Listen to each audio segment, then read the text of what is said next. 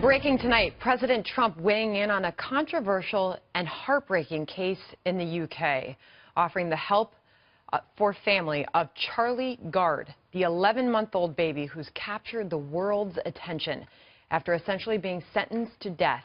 White House correspondent Kevin Corke is live on the North Lawn tonight with the story.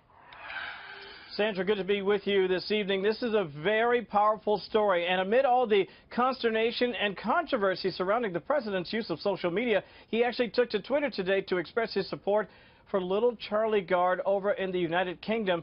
He's the little boy that suffers from mitochondrial disease, and for the folks at home, this is a major story that reaches all the way to the Vatican. Let me share just a bit of what the president said today by way of Twitter. He said, quote, "If we can help little Charlie Gard, as per our friends in the UK and the Pope, we would be delighted to do so." Now, his parents would like to bring him here to the U.S. to seek experimental medication or care, and failing that, they'd simply like to take the little kid home so they can spend his final hours with them all together as one. But the hospital where he is staying won't let the little boy leave. In fact, they've argued that there's no prospect that he'll recover, and the British Supreme Court has agreed, opening the door for doctors there to withdraw life support for the child. Now, White House officials tell us that the president has not spoken directly with the family and doesn't want to issue any pressure or apply any pressure in any way. He's simply trying to be helpful, if at all possible. And let me take this a step farther. I think this is important, Sandra.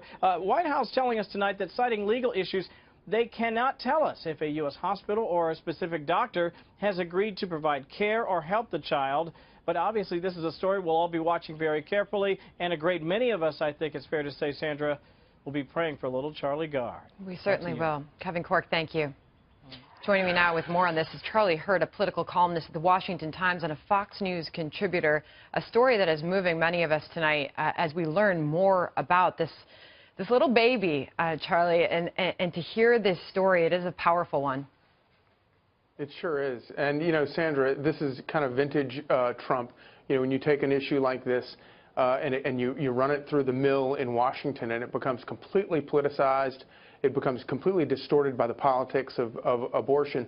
But Donald Trump looks at it, he's not used to, he's not a seasoned politician. He looks at this and he just sees a little baby and a family in a terrible, terrible situation and offers to help. And the idea of a politician sort of seeing it in those such simple terms is kind of unheard of for us, I feel like.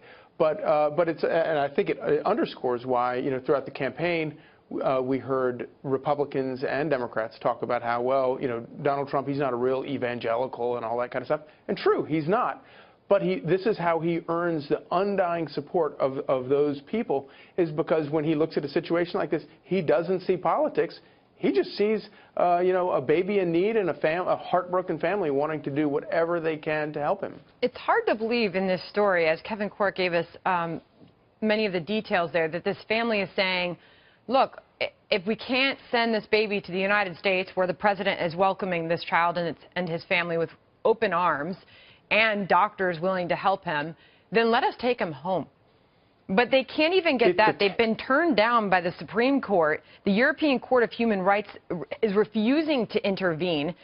They are saying judges of the European Court of Human Rights concluded that further treatment would, quote, continue to cause Charlie significant harm, in line with advice from specialists at Grand Ormond Street.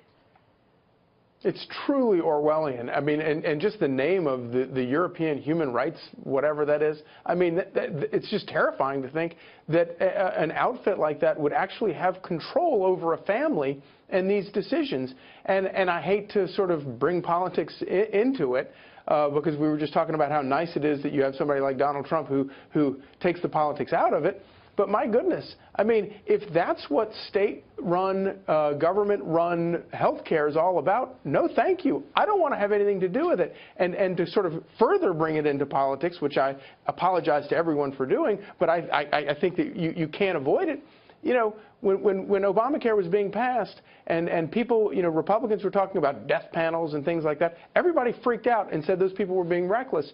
Well, what is this then? At some point, if the federal government is in charge of all of your health care, and then they have to make the decisions that, no, we're not going to care for this person anymore, or no, they can't die this way, or they can't die that way, or we're not going to try this treatment, What else do you want to call it? If it's not a death panel in name, it's a death panel in, it's basically a death panel. And it's really frightening to think about that, given what we're debating in America today. It is amazing, the timing of it, as we are about to undergo major changes in our healthcare system in the United States, and many asking if the U.S. should even be getting, I should say, some asking the question whether or not we should be getting involved. But you heard it from the president.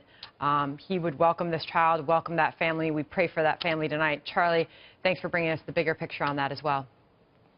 Thank you, Sandra, and happy 4th of July. To you, too.